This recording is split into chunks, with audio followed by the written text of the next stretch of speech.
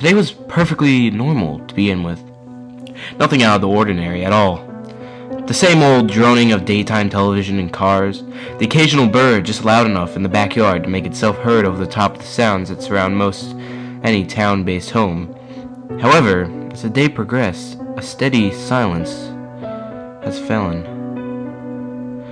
But it's not a normal silence, not by any stretch of the imagination. If it weren't for the now overwhelmingly loud taps of my keyboard, I'd think I was literally deaf. It started around noon today, when the cars began to sound muffled as they went past. At first I passed it off as just being quieter engines. I'm certainly not a genius when it comes to cars, so I couldn't tell you a thing about them except color. Shrugging this off, I'd carried on watching the television until my usual programs were done, at which point I turned it off as usual. Nothing. All sound gone. It was as if when I hit the power button on my remote, I'd hit mute on the entire world. No wind, no birds, no people, no cars, nothing. I can't even hear the hum of my fridge anymore, or even that ringing that everyone gets when locked in the normal silence that comes with the night. I know, though, that it wasn't the television at all, though it may as well have been. You see, through my programs, things had gradually stopped. First the cars, then the wind, followed by the birds chirping less and less until a bird song came to a halt. Then the people in the distance and my electronics, until finally the TV screen was black, too, refusing to allow itself to be turned back on. I've never heard a silence like this before. I think what made it worse was that it wasn't just a lack of sound, but a lack of movement, as if the entire world had been put on pause. Finding the silence too much, you see, I'd wanted to get towards the sound again, and I was in need of a few groceries at any rate, so I grabbed my wallet and my coat and left. By the time I'd reached the end of my street, though, something stopped me. As if there was an invisible barrier of unbreakable cotton walling. I just couldn't go any further.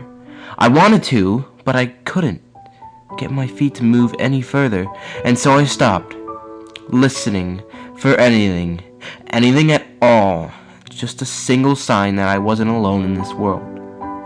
It was to no avail, though. Even the other houses on my street were silent. Out of curiosity and desperation by now, I'd begun to pause at each gate as I made my way back towards my house in defeat, looking through windows to see movement or to see people, but there was nothing, as if all houses had been abandoned. In that single moment, though, I thought that both my prayers and my nightmares had come true, when I turned only to be greeted with the chest of a stranger. "Ah, I'm sorry. I didn't hear you coming," I'd said in a quick, panicked voice, stepping back to gain distance between us. It was then that it occurred to me that he was a little too tall, even by stretched standards. I myself stand at 6.5 feet tall. So, for my head to only reach midway up his chest, you can imagine the height of... He didn't talk, though, not even an audible breath. He just stood there, staring down at me. At first glance, aside from his height, there was nothing odd about this man. Nothing odd at all, but when you're locked in silence, staring at a stranger, you tend to notice just the smallest of things, like the way his eyes didn't seem to hold that spark of life that a living being's did, or how his hair almost seemed to be made of tiny threads of silk, rather than actually being hair, or how his soul was covered in little patches of dirt, and dried stains of a darker shade than the near black of the cotton. I could swear to you, here and now, that I'd been looking at this man for hours in our silence, and believe it myself, but that wouldn't be possible. You see, at the moment, as I noticed, the texture of his skin seemed more like a soft leather than real skin. He'd stepped aside, not even casting another glance to me, walking off down the street, boot-clad feet leaving not even the faintest of sounds in their wake.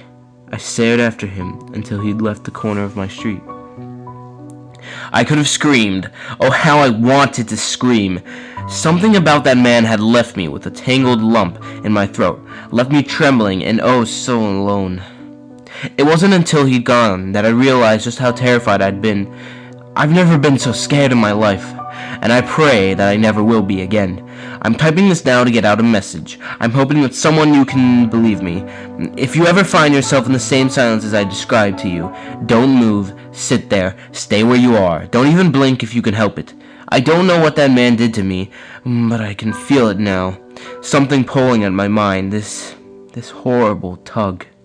As if my mind is about to be swallowed whole by the sounds as they're coming back now. I hear my clock ticking.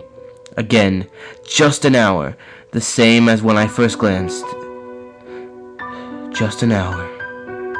I hear them, the breeze against the sycamore in my backyard, the birds in the distance, whispers of engines from miles away. One by one, they're coming back. They're so loud, so loud. I want the silence.